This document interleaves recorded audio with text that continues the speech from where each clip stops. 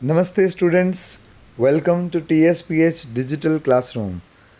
So today we are going to talk about chemical kinetics ka last lecture. One is about the pseudo unimolecular reactions and the second is Arrhenius equation. So let's quickly begin. So first is pseudo first order reaction. Reactions which are expected to be of higher order but they follow the first order kinetic, then they are known as pseudo first order reaction. Pseudo शब्द से मतलब क्या होता है? False, मतलब नकली. Alright. So actually में you can see the example here. Methyl acetate का हाइड्रोलिसिस हम करा रहे हैं, ठीक है. सो मिथाइल एसीटेट को जब हम ब्रेक कर रहे हैं, सो रेट लॉ जो है, अगर हम इसका RDS देखेंगे, रेट डिटरमाइनिंग स्टेप, क्योंकि एस्टर है, इसका हाइड्रोलिसिस हो रहा है एसिडिक मीडियम के अंदर. सो एसिडिक मीडियम के अंदर जब इसका हाइड्रोलिसिस होता है तो उसकी जो मैकेनिज़्म है, उस मैकेनिज़्म की रेट डिटरमाइनिंग स्टेप अगर आप देखेंगे तो वहाँ पर एस्टर भी है और वाटर भी है. तो इसके हिसाब से rate is directly proportional to the concentration of ester as well as water. So rate law में इस तरह से लिख सकता हूँ. So according to this, the reaction is first order with respect to methyl acetate as well as the first order with respect to water. So ये reaction overall second order हो गया, ठीक है. लेकिन किंतु परंतु बंधु, इसके अंदर जो water है उसकी क्वांटिटी लार्ज एक्सेस के अंदर है, बराबर है. सो वाटर की क्वांटिटी में कोई खास बदलाव आता नहीं है. Alright, concentration of water is not going to change as such, so that is going to remain constant. So what will I write is rate is equal to K dash into methyl acetate, और water की जगह पे भी मैंने K dash लिख दिया. अभी constant into constant is some another constant, and hence what I'll get is a rate is equal to K time methyl acetate. So now this reaction becomes first order. So क्या हुआ यहाँ पर कि actually में तो दोनों के ऊपर डिपेंड कर रहा है, वाटर और मिथाइल एसिडेट पे, बट आपने वाटर क्या लिया हुआ है, लार्ज एक्सेस में लिया हुआ है. सो उसकी जो क्वांटिटी है that remains almost constant, and hence the rate behaves as a first order reaction. So similarly, reactions which are of higher order but they behave as a lower order due to one of the reactant being in the large excess, then those reactions are called as pseudo order reactions. तो यहाँ पर pseudo first order क्यों बोला? Because वो first order की तरह behave कर रहा है. ऑलराइट, सो मिथाइल एसीटेट का जो डिकम्पोजिशन हो रहा है, हाइड्रोलिसिस हो रहा है, उसके लिए हम फर्स्ट ऑर्डर काइनेटिक के इक्वेशंस यूज़ कर सकते हैं. Alright, because although it is a second order reaction but behaves as a first order reaction. Okay, so यही है pseudo first order reaction. Now the question is this reaction also pseudo first order? So आपके सामने मैंने लिया है sugar C12H22O11 और उसको हम वाटर के साथ में रिएक्ट करा रहे हैं, मतलब इसका हाइड्रोलिसिस होगा, large access of water is taken and acidic medium में इसका हम हाइड्रोलिसिस कराएंगे तो ग्लूकोज और फ्रक्टोज मिला. Now experimentally it is found that the rate of reaction depends upon the sugar as well as water. That means sugar और water दोनों ही RDS के अंदर present है. So क्या ये भी first order reaction, pseudo first order reaction होगा?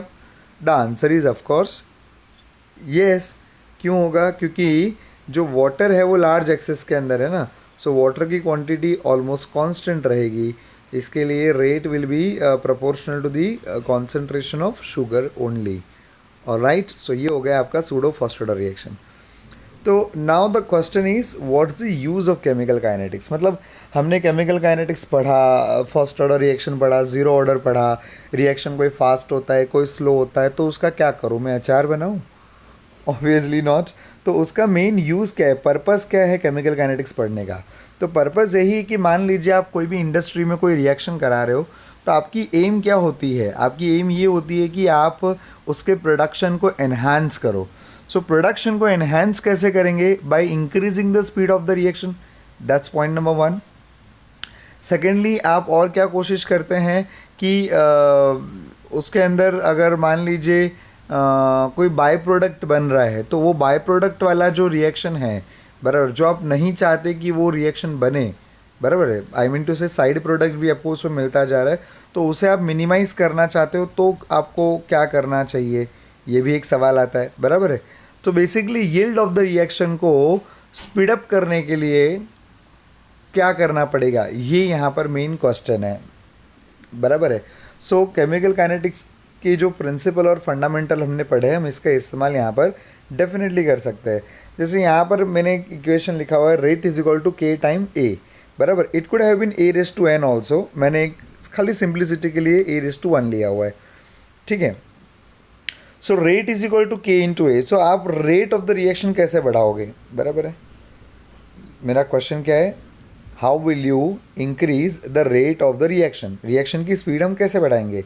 तो आपका एक ऑब्वियस आंसर होगा कि सर आप ए की कॉन्सेंट्रेशन को बढ़ा दो, because rate is proportional to A, है ना। रेट यहाँ पर फर्स्ट ऑर्डर नज़र आ रहा है, अगर ए की कॉन्सेंट्रेशन बढ़ेगी तो डेफिनेटली रेट बढ़ेगा, बराबर है। लेकिन मैं ये कह रहा हूँ कि ये तो कितना स्टुपिडिटी है, मतलब आप ये कह रहे हो कि आप ए का कॉन्सेंट्रेशन बढ़ाओ तो रेट ज़्यादा रहेगा, लेकिन मुझे ऐसा तो नहीं चाहिए ना। मतलब एक्चुअली देखो, मैं आपको सिंपल एग्जांपल देता हूँ। मैंने नाइट्रोजन लिया, हाइड्रोजन लिया, और दोनों को कंबाइन करा के मैं अमोनिया बना रहा हूँ, ठीक है। मैं कह रहा हूँ कि मुझे अमोनिया की प्रोडक्शन इंक्रीज़ करानी है, मतलब स्पीड में, जिस स्पीड में अमोनिया बन रहा है वो मुझे और इंक्रीज़ कराना है। तो आप बोल रहे हो कि आप ज़्यादा नाइट्रोजन हाइड्रोजन डालो। अरे बॉस, मैंने नाइट्रोजन हाइड्रोजन जितना डालना था वो डाल दिया है, आप जो नाइट्रोजन हाइड्रोजन क्वांटिटी है उसी को आप स्पीड अप करो। मतलब I don't want to increase the quantity of A to increase the rate, क्योंकि जो मैंने रिएक्टर के अंदर जितना मुझे नाइट्रोजन हाइड्रोजन इनपुट डालना था वो तो मैं डाल चुका हूँ, बराबर है। तो ए के कॉन्सेंट्रेशन को बढ़ाने के अलावा क्या आपके पास में कोई मैजिक है? तो सर वो तो फिर अभी के बढ़ेगा तो हो सकता है, बराबर। मैथमेटिकली अगर ए बढ़ेगा तो रेट बढ़ेगा, तो के बढ़ेगा तो रेट बढ़ेगा। तो फिर मन में सवाल आएगा कि सर आप कैसा बुद्धू जैसा बात कर रहे हो कि डेफिनेटली ए को आप बढ़ाना चाहते नहीं हो, और आप कह रहे हो कि भाई के को बढ़ाएंगे, पर के तो कैसे बढ़ेगा, के का तो नाम ही कांस्टेंट है, बराबर है। के का तो नाम ही कांस्टेंट है, आप उसे कैसे बढ़ाएंगे? तो जवाब है उसको भी बदला जा सकता है। अगर हम ये स्टडी करें कि के जो है वो किसके ऊपर डिपेंड करता है, रेट कांस्टेंट किसके ऊपर, देखो rate constant is constant under given condition ना। आपने जो टेम्परेचर प्रेशर की कंडीशन ले रखी है उस कंडीशन के अंदर के कांस्टेंट है, लेकिन क्या हम टेम्परेचर वगैरह का वेरिएशन लाके क्या हम कांस्टेंट के को बदल सकते हैं? तो उसके लिए पहले हमें ये समझना होगा कि के जो है वो किस फैक्टर पे डिपेंड करता है। रेट कांस्टेंट जो है वो किस फैक्टर पे डिपेंड करता है, और रेट कांस्टेंट की एक्चुअल मतलब क्या होगी, बराबर है। तो अगर मैं आपको रेट कांस्टेंट की एक्चुअल मतलब पहले समझाऊं तो ये कुछ इस तरह से होगा कि ए का वैल्यू जब 1 हो जाता है, ठीक है, कॉन्सेंट्रेशन ऑफ ए अगर आप 1 ले लेते हो तो उसे मैं कहूँगा रेट इज इक्वल टू के हो गया, ठीक है। तो जो भी आपका रेट ऑफ रिएक्शन है वही के है, मतलब प्रति सेकंड या प्रति मिनट या प्रति घंटे की रफ्तार से, जो भी आप कहो, कॉमनली हम लोग पर मिनट लेते हैं, ठीक है। तो पर मिनट कितने मॉलिक्यूल्स प्रोडक्ट बनते जा रहे हैं, यही आपका हो गया रेट ऑफ रिएक्शन। यस और नो, है ना। आप रेट ऑफ रिएक्शन कैसे डिटरमाइन करते हो? प्रोडक्ट फॉर्म्ड, है ना, change in the concentration of product upon time, मतलब कितना प्रोडक्शन हो रहा है और उसको कितना समय लग रहा है। तो एक्चुअली आपका जो के है वो वही इंडिकेट करता है ना कि 1 मोलार कॉन्सेंट्रेशन पे क्या स्पीड पे आपका प्रोडक्शन रेट है, वही आपका के कांस्टेंट है, ठीक है। ये बातें क्लियर हो गई। तो अभी उसको समझने के लिए हमें यहाँ पर एक collision theory of bimolecular reaction पढ़नी होगी, ठीक है। सो कोलिजन थियोरी जो है that gives you a better idea or a better insight, I would say, to understand कि एग्जैक्टली जो के है वो किस पे डिपेंड करता है। तो चलिए पढ़ते हैं collision theory of bimolecular reaction. याद रहे ये थियोरी हम क्यों पढ़ रहे हैं, हम ये जानने के लिए पढ़ रहे हैं कि हम के कांस्टेंट को कैसे इंक्रीज कर सके, है ना। के कांस्टेंट किन फैक्टर पे डिपेंड करता है। तो कोलिजन थ्योरी जो है, बराबर है, ये क्या बोलता है कि किसी भी प्रोडक्ट को आप बनाना चाहते हो, मतलब अगर आप चाहते हो कि कोई रिएक्शन हो, तो वो उसका सबसे पहला रिक्वायरमेंट ये है कि दोनों मॉलिक्यूल कोलाइड होने चाहिए। सर ये तो कितनी ऑब्वियस सी बात है।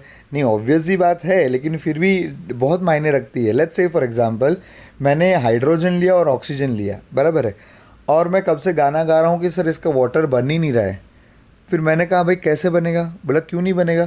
बोला हाइड्रोजन आपने एक सिलेंडर के अंदर लिया है, ऑक्सीजन आपने दूसरे सिलेंडर में लिया है, और दोनों को आप मिक्स भी नहीं कर रहे हो, और आप कह रहे हो कि वाटर नहीं बन रहा। अरे कैसे बनेगा भाई? मजाक कर रहे हो आप तो। अगर आप दोनों को मिक्स ही नहीं करोगे, जब तक रिएक्टेंट्स अगर कंबाइन ही नहीं होंगे, कोलाइड ही नहीं होंगे, तो प्रोडक्ट कैसे बनेगा? तो फिर ये सवाल आता है सर उनका कोलाइड होना क्यों ज़रूरी है? खाली मिक्स कर दो तो नहीं चलेगा क्या? नहीं, उनका टकराना ज़रूरी है, क्योंकि जब वो टकराते हैं तभी तो उनके पुराने बॉन्ड्स टूटते हैं, बराबर, और नए बॉन्ड्स जुड़ते हैं, ठीक है। सो ये रिएक्शन का तो सिंपल फंडा है, पुराने बॉन्ड्स को तोड़ो और नए बॉन्ड्स को जोड़ो, तभी तो आप कहोगे कि भाई यहाँ रिएक्शन हुआ। नहीं तो रिएक्शन में हुआ क्या? अगर आपने नहीं पुराने बॉन्ड ना पुराने बॉन्ड तोड़े ना नया बॉन्ड जुड़ा, अगर ये कुछ भी नहीं हो रहा है, तो आप रिएक्शन हुआ ये कैसे कहोगे? सो रिएक्शन होने के लिए क्या ज़रूरी है? दोनों रिएक्टेंट का आपस में टकराना ज़रूरी है, अगर 2 रिएक्टेंट है तो, और 3 रिएक्टेंट है तो 3 का टकराना ज़रूरी है, ठीक है। जितनी उसकी मॉलिक्युलरिटी है, अगर उसकी मॉलिक्युलरिटी 2 है तो उसका मतलब 2 लोग टकराएंगे, अगर उसकी मॉलिक्युलरिटी 3 है तो 3 लोग टकराएंगे, ठीक है। और जनरली मॉलिक्युलरिटी जो होती है, मतलब पर्टिकुलरली रेट डिटरमाइनिंग स्टेप को लेकर मैं कह रहा हूँ, उसकी मॉलिक्युलरिटी 2 to 3 होती है, उससे ज़्यादा मॉलिक्युलरिटी नहीं होती है, क्योंकि एट अ टाइम क्या होता है कि 4 लोग एक साथ में बराबर से टकराएंगे, उसकी प्रोबेबिलिटी डिक्रीज होते जाती है, और इसीलिए हम क्या कहते हैं कि 2 लोगों का टकराना, दैट्स ऑब्वियस थिंग, बराबर। फॉर एग्जांपल मान लीजिए पर्सन ए रास्ते में जा रहा था और पर्सन बी का उससे मिलना, ये एक स्वाभाविक होता है, बराबर, ऐसा हो सकता है। लेकिन आप कहो कि उसी वक्त में मेरा तीसरा फ्रेंड भी मुझे मिल गया, तो ये रेयर केसेस होते हैं, बराबर है। तो 3 मॉलिक्यूल का एक साथ टकराना एट अ टाइम, वो थोड़ा प्रोबेबिलिटी डिक्रीज़ होते जाता है, और अगर 4 का लोगे तो वो प्रोबेबिलिटी और डिक्रीज़ होते जाता है। तो ऐसे रिएक्शंस फिर बहुत स्लो हो जाते हैं, इसीलिए लोअर मॉलिक्युलरिटी हमेशा आपको प्रिफर करनी है, ठीक है। So that's the collision theory, alright. तो कोलिजन थ्योरी के हिसाब से सबसे पहली रिक्वायरमेंट है कि दोनों रिएक्टेंट का आपस में कोलाइड होना ज़रूरी है, ओके। और दूसरी भी रिक्वायरमेंट है कि उसके पास में मिनिमम एक्टिवेशन एनर्जी होना चाहिए और प्रॉपर ओरिएंटेशन होना चाहिए। हैं, ये क्या बोल रहे हो सर? Let us consider. सबसे पहले मैंने आपसे बात करी collision of the reactant molecule के बारे में। मान लीजिए अगर कोलिजन होने से अगर प्रोडक्ट बन जाता तो फिर गैसियस स्टेट के अंदर होने वाले रिएक्शन सबसे फास्टेस्ट होते थे, यस और नो? गैसियस स्टेट के अंदर तो मॉलिक्यूल सबसे ज़्यादा रैंडम मोशन में होते हैं, वहाँ पर तो सबसे ज़्यादा उनकी मूवमेंट चलती रहती है। तो उस हिसाब से अगर हम देखें तो कोलिजन पे ही अगर जो कोलिजन की जो रेट है वही रिएक्शन की रेट बन जाती है, जो कोलिजन की रेट है वही रिएक्शन की रेट बन जाती है, तो गैसियस स्टेट में रिएक्शन सबसे फास्ट होना चाहिए। लेकिन ऐसा ज़रूरी नहीं है कि गैसियस स्टेट में ही रिएक्शन सबसे फास्ट हो, यस और नो? बराबर है। फिर दूसरा, इसके लिए हमें समझ में आया कि ठीक है कि 2 मॉलिक्यूल आपस में टकराए तो ज़रूरी नहीं है कि वो प्रोडक्ट बन ही जाए। क्यों? क्योंकि जब वो टकराते हैं तो उन्हें क्या करना होता है? पुराने बॉन्ड्स को तोड़ना होता है। तो उस बॉन्ड को तोड़ने के लिए भी तो ताकत चाहिए ना आपको। To break something you need energy, और and that energy we refer as an activation energy. अगर कोई मॉलिक्यूल आपस में टकरा रहे हैं तो उनके पास में एक नेसेसरी अमाउंट ऑफ एनर्जी होनी चाहिए, तो ही वो प्रोडक्ट में कन्वर्ट हो पाएगा, ओके। सो इसलिए यहाँ पर सेकंड हमने जो रिक्वायरमेंट ली है वो है कि उनके पास में मिनिमम एक्टिवेशन एनर्जी होनी चाहिए, ठीक है। मतलब molecule should be active enough to become product. खाली ऐसे ही टकराया तो उससे कोई बात बनने वाली नहीं है। It is very easy to understand collision theory with the help of clapping. Simply आप खाली क्या बोलते हैं, क्लैप करो और समझ लीजिए व्हाट इज़ कोलिजन थियोरी, बराबर है। अब मैं आपको समझाता हूँ। लेट्स से फॉर एग्जांपल आप अपने दोनों हाथों को है ना स्विंग करिए जोर से, बराबर है। आपस में टकराने की एक्शन कीजिए, लेकिन टकराओ मत, खाली ऊपर ऊपर नीचे से एक दूसरे को जाने दो। तो ताली का आवाज़ आएगा क्या? ऑब्वियसली नहीं आएगा। क्यों नहीं आएगा? बोला सर दोनों के लिए कोलाइड होना तो ज़रूरी नहीं। आप कह रहे हो कि दोनों हाथ को कोलाइड किए बिना ऐसे ही खाली हवा में ताली बजा लो, तो उससे तो ताली बजेगी नहीं। आपको कोलाइड तो, दोनों हाथों को कोलाइड तो करना पड़ेगा, ठीक है। अब सेकंड आप ये करो कि दोनों हाथों को कोलाइड करो, लेकिन हाथ को है ना सुपर स्लो मोशन में ले जाओ, ठीक है। एकदम स्लो मोशन में जाके खाली एक दूसरे को ऐसा टच करो, तो क्या ताली का आवाज़ आएगा? नहीं आएगा। इसका मतलब दोनों का कोलाइड होना ज़रूरी तो है, लेकिन साथ में एक एनर्जी के साथ उन्हें कोलाइड करना पड़ेगा, यस और नो? और तीसरी मज़े की बात आप ये देखो, आप दोनों हाथ उल्टा कर दो और फिर दोनों को उतनी एनर्जी के साथ में टकराओ, फिर भी ताली की आवाज़ बराबर नहीं आएगी। क्यों नहीं आएगी? क्योंकि आपने इस बार हाथ उल्टे रखे हुए हैं। मतलब ताली बजने के लिए भी तीन चीज़ ज़रूरी थी, दोनों हाथों का टकराना ज़रूरी है, it's important that both your hands must collide. Second, that is also important, they must collide with the required activation energy. With some energy they should collide. And third, they should collide with the right orientation. हाथ उल्टा करके आप ताली बजाओगे तो बजने वाला नहीं है, ठीक है। सो इसके लिए जो है यहाँ पर थर्ड प्रॉपर ओरिएंटेशन भी ज़रूरी है। अच्छा, एक्टिवेशन की मैं बात कर रहा हूँ, तो do you know that activation energy हर कोई रिएक्शन को लगता है, चाहे वो एंडोथर्मिक हो या एक्सोथर्मिक हो। जैसे आमतौर पे मैं कई बार बच्चों को सवाल पूछता हूँ कि मेरे पास में दो रिएक्शन हो रहे हैं, एक एंडोथर्मिक है एक एक्सोथर्मिक है, तो मुझे किसको गर्म करना पड़ेगा? तो अक्सर बच्चों का यही आंसर रहता है कि सर आपको एंडोथर्मिक रिएक्शन वाले को गर्म करना पड़ेगा, क्योंकि उसको हीट चाहिए ना, एंडो है ना, वो हीट अंदर ले रहा है, तो उसे आपको गर्म करना पड़ेगा। और एक्सो वाले को तो बोलते हैं नहीं सर उसको आप गर्म मत करो, बराबर है। क्यों? तो बोला वो तो हीट बाहर देना चाहता है ना, ठीक है।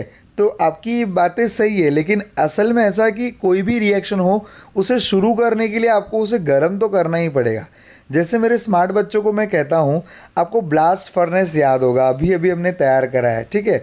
उसमें हमने कार्बन कोक को डाला था, तो जब कार्बन कोक जलता है ऑक्सीजन के साथ में, C reacts with O2 to form carbon monoxide at a higher temperature. Do you remember it produces a lot of heat? और उसी के कारण वहाँ पर ब्लास्ट फर्नेस की टेम्परेचर 20 to 100 डिग्री सेल्सियस तक ऊपर जा सकती है, बराबर है। इतना हाई टेम्परेचर वहाँ पर भट्टी के अंदर जनरेट हो जाता है, बराबर है। क्यों जनरेट होता है? Because the reaction of combustion is highly exothermic, बराबर है। बट एक्सोथर्मिक रिएक्शन है, फिर भी आपको उसे गर्म तो करना पड़ा था ना बॉस, बराबर है। पटाखा आप जला रहे हो तो definitely it is going to be exothermic, उसमें से हीट निकलने वाली है, लेकिन फिर भी आपको तो पहले उसे गर्म करना ही पड़ा, तो ही वो रिएक्शन किक स्टार्ट होएगा। आप समझे? It is that simple to understand कि चाहे रिएक्शन एक्सोथर्मिक हो या एंडोथर्मिक हो, उसे आपको गर्म तो शुरू में करना ही पड़ेगा। भले ओवरऑल नेट हीट जो है वो एक्सोथर्मिक में लिबरेट होगी, लेकिन आपको शुरुआत तो एनर्जी देके ही करनी पड़ेगी। Late us understand this with the help of energy profile diagram, बराबर है। मैं यहाँ पर एक एनर्जी प्रोफाइल डायग्राम बना रहा हूँ, इसके ऊपर भी कई बार MCQ JEE और नीट के अंदर आ चुके हैं, तो इसको समझते हैं। अभी आप यहाँ पर देख रहे हैं, इसे हम कहते हैं EPD, एनर्जी प्रोफाइल डायग्राम। इस तरफ मैंने लिया हुआ है पोटेंशियल एनर्जी और इस तरफ हमने लिया हुआ है टाइम एक्सेस। मतलब जैसे जैसे रिएक्शन आगे बढ़ रही है, तो जैसे जैसे रिएक्शन आगे बढ़ती है तो रिएक्टेंट किस में कन्वर्ट होता है? प्रोडक्ट में कन्वर्ट होता है। तो शुरू में यहाँ पर आप देख सकते हैं मेरे पास में क्या थे? रिएक्टेंट थे, ठीक है। और ये जो है ये रिएक्टेंट की एनर्जी बता रहा है, ये लेवल, ठीक है। ये लेवल रिएक्टेंट की एनर्जी लेवल है। अभी अगर आप चाहते कि प्रोडक्ट बने तो शुरू में आपको इसे गर्म करना पड़ता है। तो जब आपने इसको गर्म किया, मतलब कितना गर्म बोलता है, एक मिनिमम अमाउंट ऑफ एक एनर्जी चाहिए रहती है। उस मिनिमम अमाउंट ऑफ एनर्जी जो हमें रिएक्शन को शुरू करने के लिए चाहिए, उसे हम कहते हैं एक्टिवेशन एनर्जी। ये जो एनर्जी आप देख रहे हो ना, इतना एनर्जी मुझे यहाँ तक प्रोवाइड करना पड़ा, ये जो डिफरेंस आप देख रहे हो इसे आप कहते हैं एक्टिवेशन एनर्जी। और ये जो स्टेट यहाँ पर आया है, इस स्टेट को हम कहते हैं ट्रांजिशन स्टेट, बराबर है। ये आप already hello alkane hello Areen के अंदर पढ़ चुके हैं, बराबर है। सो रिएक्टेंट का शुरू में आपको एक्टिवेशन दे के बनाना पड़ा ट्रांजिशन स्टेट, और फिर वो वहाँ से प्रोडक्ट बनेगा, ठीक है। जब ये प्रोडक्ट बन गया तो उसके पास भी कुछ ना कुछ एनर्जी तो ज़रूर होगी, बराबर है। प्रोडक्ट की एनर्जी लेवल है और ये रिएक्टेंट की एनर्जी लेवल है। तो प्रोडक्ट और रिएक्टेंट की जो एनर्जी लेवल है उसके डिफरेंस को आप क्या कहते हो? Delta H. क्या कहते हो उसको आप? Delta H. तो इसको भी आप ध्यान में रखो। What is delta H? It is a heat of reaction. क्या है ये? हीट ऑफ रिएक्शन है। और ये क्या है? Activation energy. ये आपने सरफेस केमिस्ट्री के अंदर भी पढ़ा हुआ है, ठीक है। तो ये एक्टिवेशन एनर्जी है। और ये एनर्जी जो आप यहाँ पर देख रहे हैं, this is nothing but delta H of the reaction, which you can say it is a positive. Delta मतलब क्या? चेंज। चेंज कैसे पता करते हैं? Final minus initial. So product की एनर्जी माइनस रिएक्टेंट की energy, this will be positive here because product has a higher energy as compare to reactant. तो ये आपके हो गए endothermic reaction. So endothermic reaction को भी आपको एक्टिवेशन देना है। एट द सेम टाइम आपको ये वो उधर अभी वो बाबू को देखना बंद करो तो वो उसका नाक नहीं है, मुंह नहीं है, किधर चला गया, वो कितना पंचायत है आपको। इधर देखो अभी डायग्राम के अंदर इधर, हाँ तो बराबर। सो you have a potential energy on this axis and time here. अभी ये रिएक्टेंट को जब हमने एक्टिवेशन दी तो उसका एक्टिवेटेड कॉम्प्लेक्स बना, ट्रांजिशन स्टेट बना और फिर उसका प्रोडक्ट में कन्वर्जन हुआ। ठीक है, तो भले ही ये रिएक्शन में आप देख रहे हो कि प्रोडक्ट की जो एनर्जी लेवल है ये रिएक्टेंट की एनर्जी लेवल से कम है। ठीक है, रिएक्टेंट ऊपर है, प्रोडक्ट नीचे है, मतलब प्रोडक्ट की एनर्जी लेवल कम है। और इन दोनों की एनर्जी लेवल का जो डिफरेंस है इसे आप क्या कहते हो, डेल्टा एच, माने हीट ऑफ द रिएक्शन। ठीक है, हीट ऑफ द रिएक्शन है ये। Is that very much clear? Alright. अच्छा, अभी मैंने क्या कहा कि आपको चाहे एक्सोथर्मी को या एंडोथर्मी को आपको यहाँ पर एनर्जी ऑफ एक्टिवेशन तो देना पड़ेगा। और ये एक्सोथर्मिक है क्योंकि हीट बाहर निकली है, आपका जो डेल्टा एच है वो नेगेटिव आएगा क्योंकि प्रोडक्ट की हीट रिएक्टेंट से कम है। ठीक है, अभी इसमें जो सवाल मेनली पूछा जाता है ना कई बार, तो वो मैं आपसे ये कह रहा था कि ये जो आप एक्टिवेशन एनर्जी बता रहे हो, ठीक है, अभी अभी आप जो ने एक्टिवेशन मैंने रेड कलर के अंदर लिया हुआ है, ये एक्टिवेशन एनर्जी फॉरवर्ड रिएक्शन का है कि बैकवर्ड रिएक्शन का है? मान लो अगर रिएक्शन रिवर्सिबल है तो क्या होता? तो आप कहते कि ये जो एनर्जी है ये एनर्जी ऑफ फॉरवर्ड रिएक्शन है, मतलब activation energy for forward reaction. Similarly can I say this will be the energy of activation for reverse reaction, or you can say backward reaction. And here I can say from the energy profile diagram that energy of activation of forward reaction is more than energy of activation for reverse reaction. इसको आप समझे, इसको मैं आज numerical problem के अंदर एक बहुत ही बढ़िया एक फंडा पढ़ाने वाला हूँ, आपको एकदम मज़ा आ जाएगा, एकदम मतलब दिल खुश हो जाएगा, दिल बाग बाग हो जाएगा, गार्डन गार्डन, है ना। उतना बढ़िया एक कॉन्सेप्ट बताऊंगा मैं स्मार्ट बच्चों के लिए एक्सक्लूसिव। ठीक है, तब तक आप इस फंडा को दिमाग में बिठाइए, यहाँ पर क्या हो रहा है।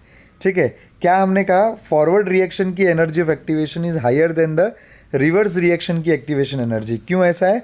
क्योंकि ये एंडोथर्मिक रिएक्शन है ना। सिमिलरली आप इस रिएक्शन को देखो तो यहाँ पर आप देख सकते हो कि ये जो मैंने यहाँ पर आपको ब्लैक लाइन जो हमने लिया हुआ है, this is energy of activation for forward reaction. लेकिन अगर यही प्रोडक्ट जब वापस रिएक्टेंट बनना चाहेंगे तो उसे यही पाथ फॉलो करना रहेगा रिवर्स के लिए। ठीक है, और रिवर्स के लिए जब ये पाथ फॉलो करेगा तो उसके लिए ये एक्टिवेशन एनर्जी हो जाएगी।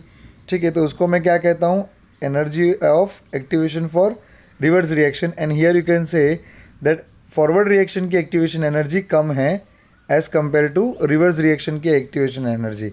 ठीक है, तो दोनों को आप कंपेयर करिए। ठीक है, ये आपका हो गया एंडोथर्मिक रिएक्शन जिसमें E forward is more than E reverse, and ये आपका हो गया एक्सोथर्मिक रिएक्शन जहाँ पर E reverse is more than E forward.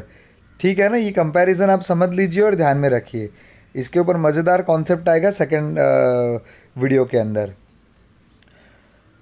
अब हम लोग आगे बढ़ते तीसरी रिक्वायरमेंट की ओर, क्योंकि हमने ये तो हमने देख लिया कि कोलिजन भी हो रहा है, एक्टिवेशन भी है उसके पास में है, तो क्या ये ज़रूरी है कि उसका प्रोडक्ट बन ही जाएगा? तो आंसर तो आप पहले से जानते हो कि नहीं सर, अगर उसके पास एक्टिवेशन भी है और कोलाइड भी हो रहा है, फिर भी अगर उसके पास में प्रॉपर ओरिएंटेशन नहीं है तो वो प्रोडक्ट में तब्दील नहीं होगा। फॉर एग्जांपल मैंने यहाँ पर एक बहुत सिंपल एग्जांपल लिया है। ये आप देख रहे हैं कार्बन मोनोऑक्साइड और ये आप देख रहे हैं ऑक्सीजन। जब ये दोनों आपस में कंबाइन हो गए तो उसका बन जाएगा CO2। ठीक है, क्या बन जाएगा? CO2। तो ये O और O जब आपस में टकराए तो इसका कोई मतलब ही नहीं है, क्योंकि CO2 बनने के लिए कार्बन को ऑक्सीजन से जुड़ना था। कार्बन को ऑक्सीजन की तरफ टकराना था, तो ये O और O आके टकराए, इसको हम कहते हैं कोलिजन तो हुआ। उसके पास में रिक्वायर्ड एक्टिवेशन एनर्जी भी थी, फिर भी इसका कोई फ्रूटफुल प्रोडक्ट बन पाया? नहीं बन पाया। क्यों नहीं बन पाया? क्योंकि उसकी ओरिएंटेशन गलत है। सिमिलरली आप यहाँ पर देखो तो C और O जब जुड़ेंगे, बराबर है, C और O जब जुड़ रहे हैं यहाँ पे, तो C से टकराव हो रहा है, और क्योंकि कार्बन की ओर से टकराव हो रहा है इसलिए यहाँ पर CO2 का फॉर्मेशन सहजता से हो गया। Is that very much clear? So orientation of the molecule also matters a lot, especially when they are bigger molecule and a complex molecule, बराबर है। जैसे मैं एक सिंपल एग्जांपल बता रहा हूँ, अगर ESR आप करा रहे हो बेंजीन का, कोई जाके अगर मेटा पोजीशन पे टकरा रहा है, ठीक है, कोई प्लस आर वाला ग्रुप है और मेटा पोजीशन पे कोई आके आपका जो है इलेक्ट्रोफाइल टकरा रहा है, तो उससे कोई मतलब ही नहीं है, वहाँ पर प्रोडक्ट बनने की संभावना ना के बराबर होती है। तो आपका जो प्रोडक्ट बनना है उसके लिए या तो उसे ऑर्थो पर टकराना होगा या तो पैरा पर टकराना होगा। उसमें भी पैरा पर टकराएगा तो मेजर प्रोडक्ट बनेगा, मतलब वहाँ पर आपको मैक्सिमम प्रोडक्ट बनने की प्रोबेबिलिटी मिलती है। यस और no? So right orientation is must. इसकी एक और सिंपल एग्जांपल आपने ली हुई है SN2 रिएक्शन।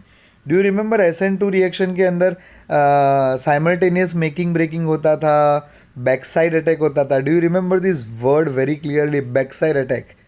यस, तो मेरे स्मार्ट बच्चों को ये याद है, तो फिर उनको पता रहेगा अगर ब्रोमीन जिस तरफ है उसी साइड से अगर OH माइनस आएगा तो दोनों में, इस दोनों में तो सर रिपल्शन होने लगेगा, और रिपल्शन के कारण वो प्रोडक्ट बना ही नहीं पाएंगे।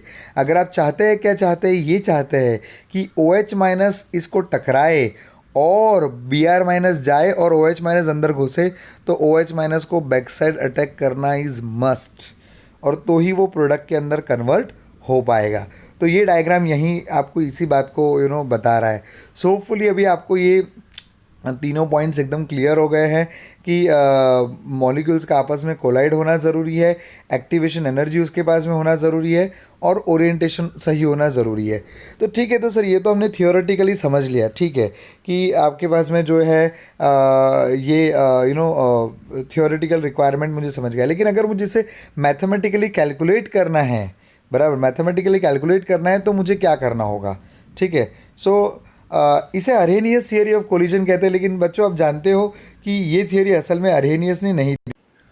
तो असल में ये थियरी जो दी थी वो थे Max Trautz and William Louis.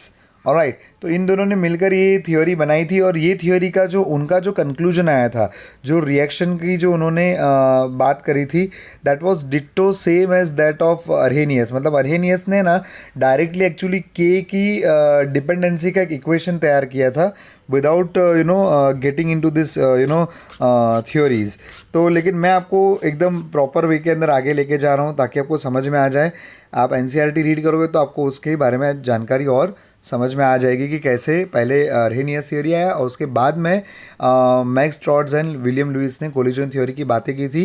और उनकी जो थियोरी थी that was based on kinetic theory of gases, and according to this theory the reactant molecules are assumed to be the hard sphere, and ये तभी मुमकिन हो पाता है जब भी मॉलिक्यूल्स कोलाइड करते हैं, रिएक्शन तभी हो पाता है। तो ये सारी चीज़ें अलग बंदे ने की है, लेकिन मैं इसे अरहेनियस थियरी ऑफ कोलिजन के नाम से ही जाना जाता है, बिकॉज उसका फाइनल जो इक्वेशन आता है that is same as that of Arrhenius equation.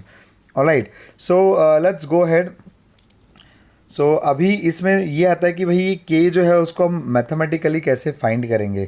तो मैं आपको एक है ना सिंपल एग्जांपल के ज़रिए आगे ले चलता हूँ, ठीक है। अब मान लीजिए आपके पास में 100 मॉलिक्यूल्स है, ठीक है। कितने मॉलिक्यूल्स है? 100 मॉलिक्यूल्स है, हाँ। और मैं कह रहा हूँ कि 100 मॉलिक्यूल्स के अंदर 100 नहीं, आपने ना बहुत सारे मॉलिक्यूल लिए, चलो फॉरगेट इट, मैं इसको इरेज कर देता हूँ। Okay, let us erase it, भूल जाओ। हमने बहुत सारे मॉलिक्यूल्स ले रखे हैं। अब क्या हो रहा है कि number of collisions per second per unit volume of this reaction mixture is given to me as 100। Okay, मतलब प्रति सेकेंड, फॉर एग्जाम्पल हर सेकेंड के अंदर एक यूनिट वॉल्यूम, मतलब यूनिट वॉल्यूम समझ में आता है ना, 1 लीटर या 1 मीटर क्यूब या DM क्यूब, जो भी आप बोलो, उतनी एक स्पेसिफाइड वॉल्यूम के अंदर हर सेकेंड के अंदर 100 मॉलिक्यूल आपस में टकरा रहे हैं, ठीक है। तो इसको हम कहते हैं कोलिजन फ्रीक्वेंसी। क्या कहते हैं ये? Collision frequency. सर आपको कैसे पता कितने लोग टकरा रहे हैं? यही तो काइनेटिक थ्योरी ऑफ गैसेस के हम लोग को पता चला, ठीक है। अरहेनियस को ये नहीं पता था, लेकिन जो ट्रॉड्स एंड लुइस थे उन्होंने स्टडी करते वक्त इसको मैथमेटिकली भी फाइंड किया। हम एक एग्जाम्पल ले रहे हैं, ठीक है ना। तो मान लो मुझे पता है, मुझे सब पता है, बराबर है, बाबा को सब पता है कि उस रिएक्शन मिक्सचर के अंदर पर यूनिट वॉल्यूम 1 सेकेंड में 100 मॉलिक्यूल टकरा रहे हैं, बराबर है। तो जब 100 मॉलिक्यूल आपस में टकराएंगे, मतलब 100A के और 100B के मॉलिक्यूल आपस में टकराए, तो उनका प्रोडक्ट बनेगा कि नहीं बनेगा? हाँ सर, आपका नीचे जो कॉर्नर में जो इमेज चल रहा है, बराबर, उसको देख के लग तो नहीं रहा है कि जो टकराएगा वो प्रोडक्ट ज़रूर बनेगा, है ना। जैसे आप देखो ये टकराया लेकिन प्रोडक्ट तो नहीं बना है, हाँ अब बना, बराबर। तो टकराना ये कोई गारंटी नहीं है, मतलब कोलिजन होना इज़ नॉट द गारंटी। तो अगर कोलिजन की जो फ्रीक्वेंसी है, मैंने आपको क्या बताया, कोलिजन की फ्रीक्वेंसी है, कोलिजन की फ्रीक्वेंसी अगर 100 है तो क्या ये ज़रूरी है कि 100 मॉलिक्यूल आपस में टकराएंगे तो 100 मॉलिक्यूल ऑफ प्रोडक्ट बनेगा ही? तो जवाब है डेफिनेटली नहीं। तो अगर मान लीजिए मैं आपको कह रहा हूँ कि जितने भी कोलिजन हो रहे हैं उसमें half the number of molecule, अभी आप मन में करो, ठीक है, जितने भी आप मॉलिक्यूल टकरा रहे, कोलिजन फ्रीक्वेंसी है, उससे half the number of molecules जो है वह activation energy, required activation energy possess कर रहे हैं, तब आप क्या कहोगे? ठीक है, मन में बताओ कितने मॉलिक्यूल का प्रोडक्ट बन सकता है? आया ना, आंसर आया ना? ठीक है, अभी हाफ द मॉलिक्यूल टकरा रहे हैं विथ रिक्वायर्ड एक्टिवेशन, लेकिन उसके अंदर भी सिर्फ 1/5 मॉलिक्यूल ही वैसे है जिनके पास में प्रॉपर ओरिएंटेशन है, बराबर है। मैंने क्या कहा, जितने लोग कोलाइड हो रहे हैं उसमें से सिर्फ हाफ द मॉलिक्यूल के पास में रिक्वायर्ड एक्टिवेशन है, और जिसके पास में रिक्वायर्ड एक्टिवेशन है उसमें भी ओनली 1/5 मॉलिक्यूल वैसे जिनके पास में प्रॉपर ओरिएंटेशन है। सो फाइनली आपका आंसर क्या आया? कितने लोग टकरा के प्रोडक्ट में कन्वर्ट हो रहे हैं? क्या आपका आंसर 10 आया है? Then you are absolutely right. मैंने क्या कहा था कि 100 मॉलिक्यूल आपस में प्रति सेकंड टकरा रहे हैं, ठीक है, तो उसमें से हाफ द मॉलिक्यूल जो है आपका कहना है कि एक्टिवेशन एनर्जी रख रहे हैं, बराबर है।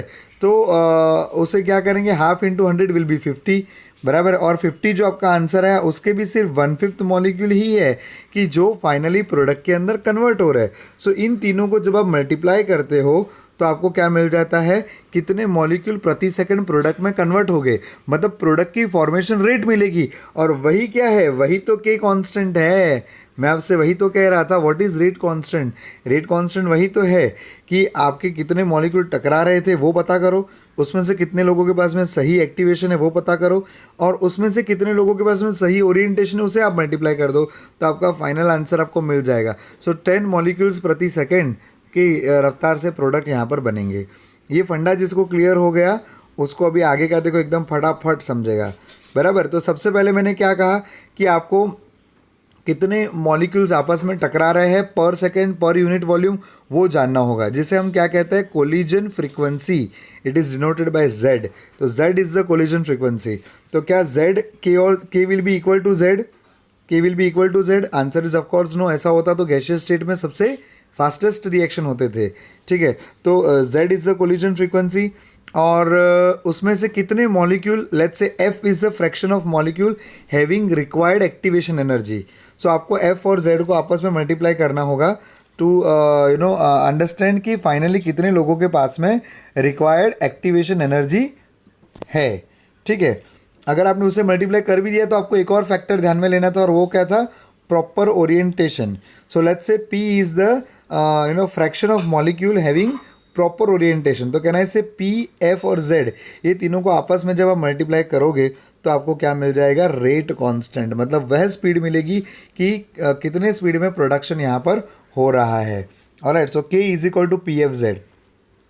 और बच्चों ये जो अरहेनीज इक्वेशन हम बना रहे हैं ना, जो के कांस्टेंट के बारे में हम बात कर रहे हैं, तो ध्यान रहे ये के कांस्टेंट कौन से ऑर्डर का था, फर्स्ट ऑर्डर की जीरो ऑर्डर?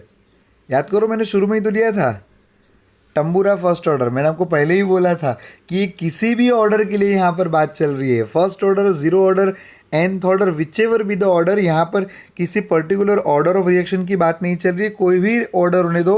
रेट कांस्टेंट के will depend upon all this three things, collision frequency, fraction of the molecules having required activation energy, and P will be the fraction having the proper orientation, ठीक है। तो तीनों को आपको ध्यान में यहाँ पर लेना पड़ेगा।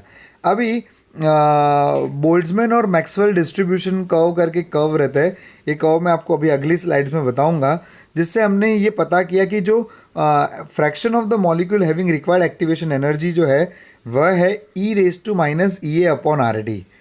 ठीक है। ये एक्सपेरिमेंटल वैल्यू है, e⁻⁻⁸ ओके। तो ये क्या है, fraction of the molecule having required activation energy, बराबर। तो f की इस वैल्यू को मैं यहाँ पर पटक देता हूँ, ठीक है। तो मेरा आंसर क्या बन जाएगा, एफ की जगह पे क्या आ गया, E raise to minus E A upon R T.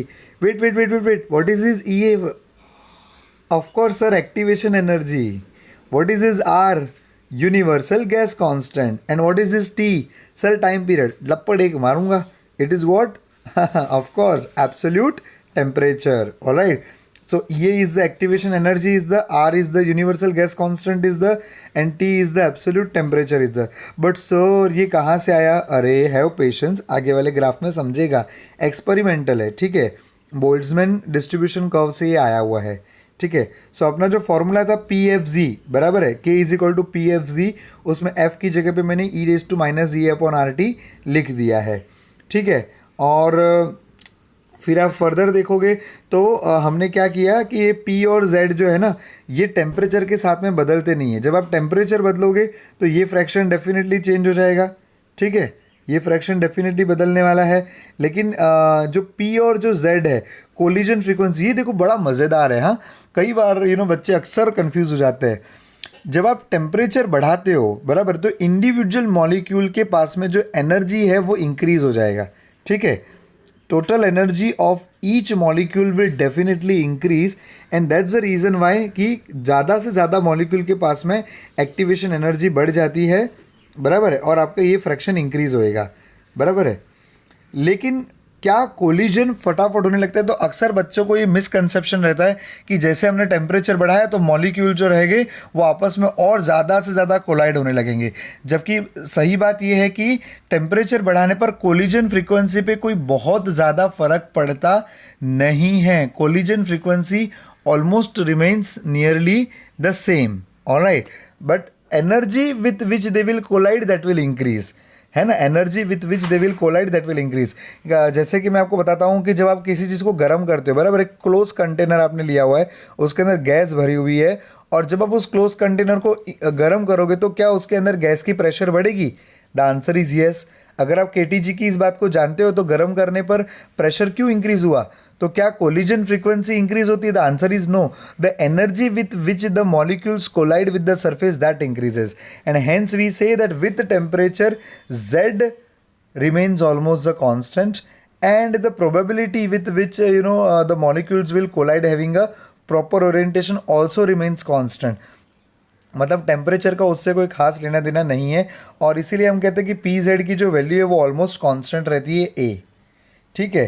अब आपको मज़े की एक बात बताऊं, जो अर्हेनियस था ना, वो बाबा ने डायरेक्टली यही इक्वेशन दिया था. मतलब उन्होंने मेरा आधा लेक्चर स्किप किया था, ठीक है ना. और इसीलिए उन्होंने ये इक्वेशन डायरेक्टली दी थी. जबकि जो बोल्ट्जमैन नहीं, ट्रॉट्स एंड ल्यूइस थे, उन्होंने ये इक्वेशन दी थी, बराबर, उन्होंने ये इक्वेशन दी थी. और फिर पता चला कि पी और जेड जो है वही आपका ये ए है, बराबर है. तो अब इसे हम इसलिए इस थियोरी को अब अर्हेनियस थियोरी के नाम से ही जानते हैं, और इक्वेशन को भी हम क्या कहते हैं? अर्हेनियस इक्वेशन. ठीक है ना, समझ में आ गया? ऑलराइट. अभी इसमें एक और बात आपको नोट करनी है कि ए जो है उसका नाम है, क्या नाम है उसका? नाम है प्री एक्सपोनेंशियल फैक्टर. क्या नाम है उसका? Pre exponential factor. क्यों प्री एक्सपोनेंशियल फैक्टर? अभी सर वो एक्सपोनेंट वाली वैल्यू के आगे है, इसलिए उसका नाम है pre exponential factor. Correct, yes और नो? या तो इसे आप क्या बोलते हैं, कोलिजन फैक्टर भी कहा जाता है, या अर्हेनियस फैक्टर भी इसको कहते हैं, बराबर है. ए फॉर अर्हेनियस फैक्टर या कोलिजन फैक्टर, या आप यूँ कह दो कि ये क्या है? प्री एक्सपोनेंशियल फैक्टर है, ठीक है. और गिवन रिएक्शन के लिए इसकी वैल्यू ऑलमोस्ट कांस्टेंट रहती है at a given temperature pressure. Alright. So ये हो गया आपका अर्हेनियस इक्वेशन. तो क्या है Arrhenius equation? K is equal to A E E A R T. K is equal to A E E A R T. Minus खा मत जाना. K is equal to A E E A R T. Pause करके 4 बार बोलो. K is equal to A E E A R T. K is equal to A E E A R T. K is equal to A E E A R T. K is equal to A E E A R T. Okay, भूल तो नहीं जाओगे ना? सो ये क्या हो गया आपका? अर्हेनियस इक्वेशन, बराबर है. तो ये 5वां महत्वपूर्ण इक्वेशन आपके सिलेबस का आ गया. सिलेबस का नहीं है, केमिकल काइनेटिक्स के सिलेबस का। ऑलराइट, सो ये हो गया आपका अर्हेनियस इक्वेशन। अभी do you think that this equation will be useful for mathematical purpose? The answer is no. Before we go ahead, let us understand those distribution curve जिनके बारे में मैंने आपको बातें करी है। ठीक है, तो यहाँ पर मैंने क्या लिया हुआ है, यहाँ पर हम लोग एक डिस्ट्रीब्यूशन कर्व ले रहे हैं जिसमें इस तरफ हमने लिया हुआ है फ्रैक्शन ऑफ मॉलिक्यूल्स, बराबर। फ्रैक्शन ऑफ मॉलिक्यूल मतलब let's say N E is the number of molecule having required activation energy and nt is a total number of molecules that you have taken। ठीक है, तो अगर आप N E upon N T लोगे so ये क्या हो जाएगा, आपका फ्रैक्शन हो जाएगा, fraction of the molecule having energy E, बराबर, not activation energy, any energy E, बराबर। तो ये क्या हो गया आपका फ्रैक्शन ऑफ द मॉलिक्यूल इस तरफ है, और इस तरफ हमने काइनेटिक एनर्जी ली हुई है। और जितने मॉलिक्यूल के पास में, देखो जब मैंने रिएक्शन वेसल लिया हुआ है तो उन सभी के पास में सेम अमाउंट ऑफ एनर्जी होगा ऐसा तो ज़रूरी नहीं है। हर एक मॉलिक्यूल के पास में अलग अलग अमाउंट ऑफ एनर्जी है, तो किसी के पास ज़्यादा एनर्जी है, किसी के पास में कम एनर्जी है। तो कोई स्मार्ट बच्चा इस डायग्राम को देख के बता सकता है कि कौन से मॉलिक्यूल्स है जिनके पास में सबसे ज़्यादा एनर्जी है? तो अगर आपका आंसर ये है कि मतलब यहाँ पर जो मॉलिक्यूल है उनके पास सबसे ज़्यादा एनर्जी है, तो आपका आंसर बिल्कुल ही गलत है। ये मॉलिक्यूल्स है ना यहाँ पर, इनके पास में सबसे ज़्यादा एनर्जी है। देखो ग्राफ रीड करने के बेसिक्स लुल हो गए हैं क्या? काइनेटिक एनर्जी ये एक्सिस पर है बच्चों, झालरों, काइनेटिक एनर्जी इधर है ना, तो एनर्जी इधर ज़्यादा हुई कि इधर ज़्यादा हुई? ऑफ कोर्स ये जोन में एनर्जी ज़्यादा है, तो यहाँ पर जो मॉलिक्यूल्स है इनके पास में सबसे ज़्यादा अधिक एनर्जी है, बराबर। लेकिन ग्राफ तो सर इधर ऊपर है। अरे बाबा, ये जो ऊपर आप देख रहे हो ये फ्रैक्शन कंपेयर कर रहा है, फ्रैक्शन। फ्रैक्शन मतलब जब आपका यहाँ पर ये करस्पॉन्डिंग फ्रैक्शन सबसे ज़्यादा है, इसका मतलब आप ये कह सकते हो कि ज़्यादा से ज़्यादा लोगों के पास में ये एनर्जी है, इतनी। ये मैं करस्पॉन्डिंग एनर्जी यहाँ पर ले रहा हूँ, तो उसी को आप क्या कह सकते हो कि ये मोस्ट प्रोबेबल काइनेटिक एनर्जी है। मतलब ज़्यादातर लोगों के पास में ये एनर्जी है जो यहाँ पर करस्पॉन्ड कर रहा है। लेकिन हायर एनर्जी की अगर आप बात करें तो इस तरफ के जो मॉलिक्यूल है उनके पास में हायर एनर्जी है, इस तरफ के जो मॉलिक्यूल है उनके पास में लोअर एनर्जी है। तो यहाँ लोअर एनर्जी वाले बंदे हैं, यहाँ हायर एनर्जी वाले बंदे हैं, और ये ग्राफ यहाँ ऊपर को जा रहा है, इसका मतलब ये जो है आपकी मोस्ट प्रोबेबल एनर्जी है। और ये जो कर्व है पूरा, इसके एरिया के अंदर ही कर्व को यहाँ पर नीचे आप टच कर सकते हो, और इसके कर्व के अंदर जितने भी मॉलिक्यूल है ये पूरा आपका उन मॉलिक्यूल का पॉपुलेशन है जो आपने लिया हुआ है। टोटल नंबर ऑफ मॉलिक्यूल्स है ये। अगर ये एरिया अंडर द कर्व आप कवर कर लोगे तो आपको क्या मिल जाएगा? टोटल नंबर ऑफ मॉलिक्यूल, बराबर। सबकी एनर्जी के हिसाब से हमने उनको डिस्ट्रीब्यूट कर दिया है, बराबर। इसी को Boltzmann and Maxwell distribution curve कहते हैं। ठीक है, अभी सवाल आता है कि क्या इन सबके पास में मतलब एलिजिबिलिटी क्राइटेरिया फुलफिल होगा? अगर ये हर कोई टकराएगा तो क्या प्रोडक्ट बनेगा? तो जवाब है नहीं, सिर्फ जिनके पास में रिक्वायर्ड एक्टिवेशन एनर्जी होगी वही बनेंगे। तो मान लीजिए हम ऐसा कहते हैं कि ये आपकी एक्टिवेशन एनर्जी है इतनी, ठीक है। तो कहना है इससे कि इस एरिया अंडर द कर्व के अंदर जितने लोग हैं, जो मैंने शेडिंग किया हुआ है, सिर्फ उतने ही लोग हैं जिनके पास में ई ए या उससे अधिक एनर्जी है, और सिर्फ वही लोग प्रोडक्ट के अंदर कन्वर्ट हो सकते हैं। जबकि ई ए के पीछे वाले जितने लोग हैं इन सबके पास में जो काइनेटिक एनर्जी है, ये काइनेटिक एनर्जी ई ए के मुकाबले कम है, और इसीलिए वो लोग प्रोडक्ट के अंदर कन्वर्ट नहीं हो सकते। Is it very much clear? मतलब वो लोग टकराएंगे भी तो भी उनका प्रोडक्ट नहीं बनेगा। Is it clear? तो ये ग्राफ सबको समझ में आया। और ये जो एरिया अंडर द कर्व है यही है आपका E raise to minus E upon R T. ठीक है, E raise to minus E upon R T, ये यही एक्सपेरिमेंटल या यूँ कहो कि ये मैथमेटिकली यहाँ पर डिराइव करा है। अब मैक्सवेल और बोल्ट्जमैन के डिस्ट्रीब्यूशन कर्व अपने सिलेबस में नहीं है, तो हम उसके बारे में ये चर्चा नहीं करेंगे कि वो कैसे आपने वैल्यू निकाला। आपको खाली इतना याद रखना है कि वैल्यू कितना है, E raise to minus E upon R T. ठीक है, ये वैल्यू क्या रिप्रेजेंट करता है? ये वैल्यू ये एरिया अंडर द कर्व को रिप्रेजेंट कर रहा है जो मैंने शेड किया हुआ है। ठीक है, ऑलराइट। सो ये क्या हो गया आपका अर्हेनियस इक्वेशन को समझने के लिए मैंने आपको एक कर्व बता दिया। अभी जैसे मैंने आपको कहा कि ये जो अरहियनीज इक्वेशन है k is equal to A E raise to minus A upon R T, ये हमारे लिए मैथमेटिकली यूजफुल नहीं है। क्यों यूजफुल नहीं? क्योंकि एक्सपोनेंशियल फॉर्म है, बराबर। तो जैसे हमने देखा था कि फर्स्ट ऑर्डर का भी हमने एक्सपोनेंशियल इक्वेशन निकालने के बाद में उसे हमने कन्वर्ट किया था किसके अंदर, लॉगरिदमिक फॉर्म के अंदर। तो इसे भी हमें लॉगरिदमिक फॉर्म में कन्वर्ट करना है। So let's quickly take log on both the side. So if you take log on both the side, my smart student know we are first suppose to take what, natural log. So natural log लेने पर ये क्या हो जाएगा, ln k is equal to ln a plus ln e raise to minus e upon R T. Number का जब हो product log का एडिशन कर लो, बराबर। तो लॉग को हमने ऐड कर दिया और फिर क्या कहोगे, अरे log has the power to pull the power down. ए बोलो, log has the power to pull the power down. तो ये e अपॉन आर टी को वो नीचे खींच लेगा। तो इसका क्या हो जाएगा, ln k is equal to ln a minus E upon R T ln e। लेकिन ln e क्या है, 1 ही रहेगा ना। Log to the base E का ही अगर आप लॉग लेंगे, ई का ही log to the base E लोगे तो that is obviously going to be 1।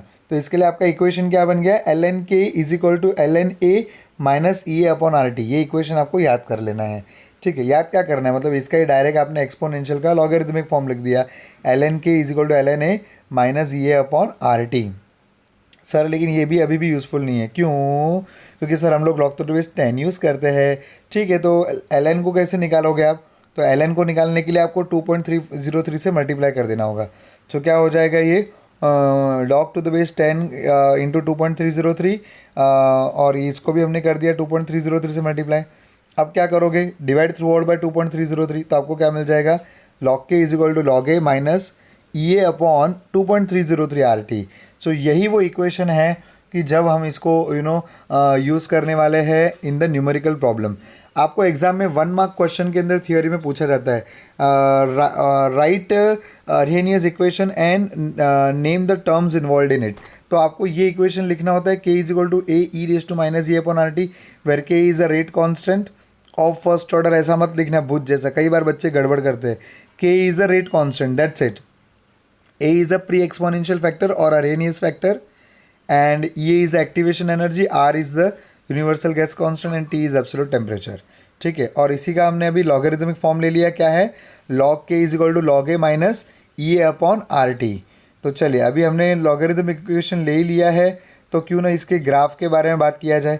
तो तीनों इक्वेशन आपके सामने हैं, पहला एक्सपोनेंशियल फॉर्म, दूसरा नेचुरल लॉग वाला फॉर्म, और तीसरा अपना लॉग टू द बेस 10 वाला फॉर्म, ठीक है। तो एक्सपोनेंशियल वाले का ग्राफ कैसा आएगा, तो एक्सपोनेंशियल वाले का ग्राफ कैसा आएगा कि जैसे जैसे आप टेम्परेचर बढ़ाओगे तो वैसे वैसे जो के है वो आपका इंक्रीज़ होते जाएगा। लेकिन बच्चों इसमें ना कई बार गड़बड़ होता है। मतलब देखो सवाल ऐसा आता है कि के वर्सेस टेम्परेचर का मैंने ग्राफ लिया, तो एक्सपोनेंशियली तो ये भी बढ़ रहा है और एक्सपोनेंशियली तो ये भी बढ़ रहा है, तो दोनों में से कौन सा आएगा, बराबर। दोनों में मैंने शुरुआत ज़ीरो से ही करी है, वही मान के चलो, बराबर। दोनों में शुरुआत ज़ीरो से ही करी है, लेकिन ये भी एक्सपोनेंशियली बढ़ रहा है और ये भी एक्सपोनेंशियली बढ़ रहा है, तो आप कौन सा कर्व लोगे, बराबर। तो मैथमेटिकली जो हमने फाइंड किया हुआ है वो ये है कि ये जो कर्व है वो आपका इस तरह से रहता है। तो कर्व को आप खास ध्यान में रख लीजिए, JEE एडवांस के अंदर और नीट के अंदर, दोनों के अंदर ये क्वेश्चन आ चुका है, तो इसे खास ध्यान में रखें। तो के वर्सेस टेम्परेचर का जो ग्राफ है आपका वो इस तरह से आएगा, बराबर। शुरू में आप थोड़ा थोड़ा टेम्परेचर देते हो तो ज़्यादा इंक्रीज़ नहीं होता है, लेकिन जब उसे एक्टिवेशन एनर्जी मिलने लगती है तो एकदम फटाफट वो जो है वो स्पीड पकड़ता है। ये मेन इसका रीज़न है, ठीक है। इसके लिए ग्राफ इस तरह से आएगा। अभी अगर आप ln के इसका लॉगरिथमिक फॉर्म लोगे तो आप जानते हो कि एक्सपोनेंशियल फॉर्म को अगर आप लॉगरिथमिक ले लोगे तो ग्राफ कैसा हो जाएगा, स्ट्रेट लाइन हो जाएगा, ठीक है। सो अगर मैं इसको कंपेयर करता हूँ किससे, y is equal to C plus M X, ठीक है। तो y एक्सिस पे मैंने क्या ले लिया, ln k ले लिया, तो ln a क्या हो जाएगा आपका, इंटरसेप्ट हो जाएगा, और x क्या हो जाएगा आपका 1/t, टेम्परेचर हम लोग वेरिएबल लेंगे, ठीक है, 1/t will be the variable, और ई ए अपॉन आर जो है, rather I would say minus E A upon R जो है वो आपका स्लोप बन जाएगा, ठीक है। और क्योंकि स्लोप नेगेटिव है ये डिक्लाइन दिखना चाहिए, ठीक है। तो ये हमने ग्राफ यहाँ पर लिया। सो ln k वर्सेस 1/t का अगर आप ग्राफ लोगे तो that will show decline graph. और क्यों ना हो, टेम्परेचर बढ़ाने पर, देखो याद रखो, टेम्परेचर बढ़ाने पर रेट कांस्टेंट बढ़ता है, ठीक है। क्योंकि हमने क्या कहा, ई ए अपॉन आर टी जो है, देखो मैं आपको मैथमेटिकली भी समझाऊंगा, फिलहाल आप याद रखो कि टेम्परेचर बढ़ाने पर रिएक्शन की स्पीड बढ़ती है। इनफैक्ट आपको ये भी याद रखना चाहिए कि for every 10 degree rise in the temperature, अगर आप 10 डिग्री सेल्सियस बढ़ाते हो ना तो रिएक्शन की स्पीड डबल हो जाती है। कैसे, वो हम आज के ही सेशन में देखने वाले हैं। तो फॉर फिलहाल के लिए आप याद रखो, 10 डिग्री सेल्सियस बढ़ाने पर रिएक्शन का स्पीड डबल हो जाता है। For every 10 degree rise in the temperature reaction speed is doubled.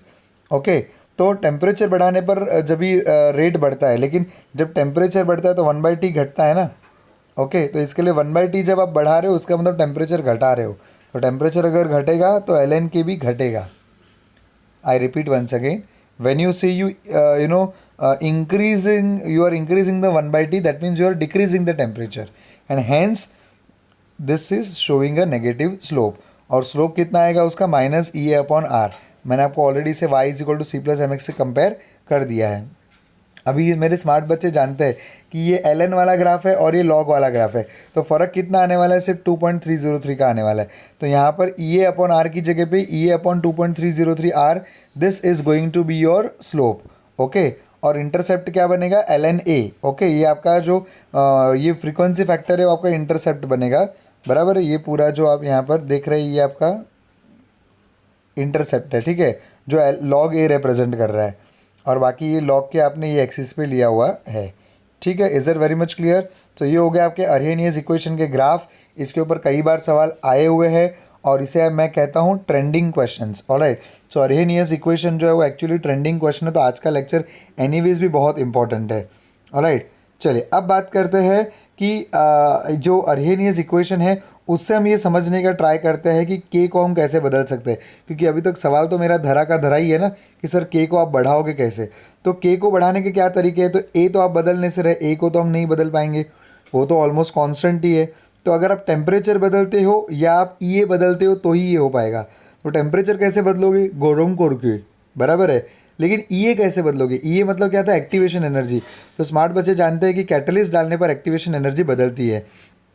तो जैसे मान लीजिए भाई साहब को ए से बी में जाना था, तो यूं zoom zoom zoom zoom zoom zoom zoom, और फिर ही जाके ये प्रोडक्ट बन रहा है, ठीक है। तो ये इतना बड़ा पाथ फॉलो करना पड़ रहा था, लेकिन जब ये भाई साहब कैटलिस्ट आएगा तो क्या करेगा, वो रिएक्शन के पाथ को बदल देगा, और रिएक्शन के पाथ को बदल देने पर क्या हो जाएगा, वो रिएक्शन की स्पीड को इंक्रीज कर देगा, बराबर। तो substance which increases the rate of reaction without undergoing the any permanent change in that chemical composition, that's known as a catalyst। अभी अक्सर हम ये कहते हैं कि कैटलिस्ट जो है वो रिएक्शन की स्पीड को बढ़ा भी सकता है और घटा भी सकता है, लेकिन आपके एनसीईआरटी में ये एक्सक्लूसिवली मेंशन किया है कि अगर वो रिएक्शन की स्पीड को घटा रहा है तो अब से हम उसे कैटलिस्ट नहीं कहेंगे, we will call it as inhibitor. Alright, so inhibitor word को याद रखें। तो now on whenever I say catalyst, so that will essentially mean the one which increases the rate of reaction। Okay, और जो inhibitor रहेगा उसे हम क्या कहेंगे, वो ऐसे कैटलिस्ट होते हैं जो रिएक्शन की स्पीड को घटाते हैं, तो उसे अच्छा आप उसे इनहिबिटर ही कहो, कैटलिस्ट मत कहो, ठीक है। तो यहाँ पर हम एक देख रहे हैं, एक रिएक्शन है, KClO3 को डिकम्पोज करना है पोटेशियम क्लोरेट को। ये लेबोरेटरी में ऑक्सीजन बनाने की मेथोडोलॉजी है, बराबर है। अगर आप ये रिएक्शन को विदाउट MnO2 कराते हो तो आपको अराउंड 720 केल्विन टेम्परेचर की रिक्वायरमेंट होती है, मतलब आप 720 केल्विन जितना टेम्परेचर दोगे तब जाके रिएक्शन होता है। लेकिन अगर आप इसी के अंदर MnO2 डाल देते हो तो 420 टेम्परेचर के अंदर आपका काम हो जाता है। क्यों ऐसा होता है, क्योंकि जो कैटलिस्ट है वो रिएक्शन के पाथ को बदल देता है और उसे स्पीडअप कराता है। Is it very much clear. Alright, so ये KClO3 की एग्जाम्पल भी हो सके तो याद करो, पोटेशियम क्लोरेट है और ऑक्सीजन की लेबोरेटरी मेथड ऑफ प्रिपरेशन है। तो आगे चल के मैं आपको P ब्लॉक एलिमेंट के अंदर वापस से पूछूंगा कि ऑक्सीजन को आप लेबोरेटरी में कैसे बना सकते हो, तो आप मुझे बताइएगा। KClO3 से बनाएंगे, MnO2 एज ए कैटलिस्ट लेंगे। Is that very much clear. Now ये तो ठीक है, लेकिन सवाल ये आता है कि कैटलिस्ट असल में काम कैसे करता है। तो कैटलिस्ट के काम करने के तरीके को समझने के लिए दो इंपॉर्टेंट थ्योरीज है। एक थ्योरी है इंटरमीडिएट थ्योरी, वो नीचे जो लिखा है वो बाद में पढ़ो, और वो कार्टून को भी बाद में देखो, इधर ध्यान दो पहले।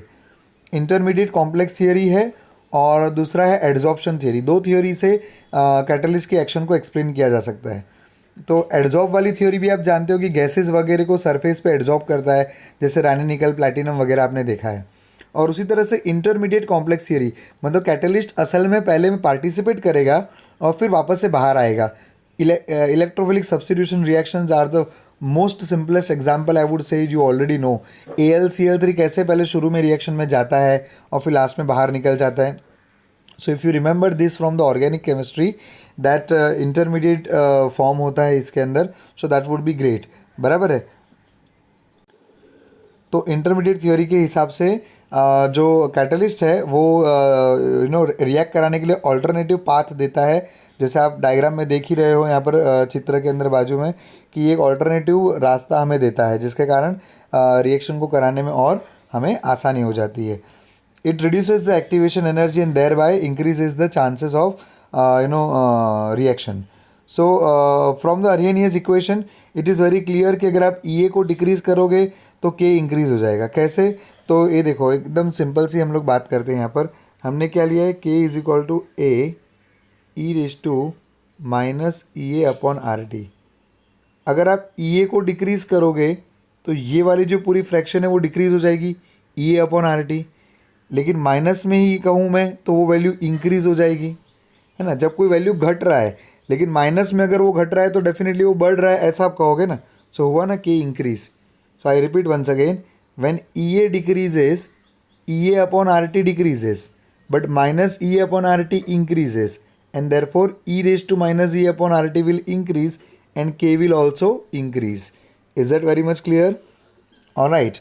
So ये बात है। अच्छा, एक थ्रेशोल्ड एनर्जी करके भी एक चीज़ रहती है, ये आपको समझना होता है कि थ्रेशोल्ड एनर्जी क्या होता है। So it is activation energy plus already जो उसके पास में एनर्जी है वो। फॉर एग्जांपल हम जो यहाँ पर ऐसा ग्राफ बनाते हैं ऐसा इस तरह से, तो ये एनर्जी को आप एक्टिवेशन कहते हो, राइट, जो आपने अभी भी इतना दिया है। लेकिन अगर आप उसको ये देखते हो कि पहले से उसके पास में यहाँ से इतनी एनर्जी तो उसके पास पहले से थी ही ना, तो अगर ये पूरा बेस से अगर आप ऊपर तक लेते हो तो उसको आप कहोगे थ्रेशोल्ड एनर्जी।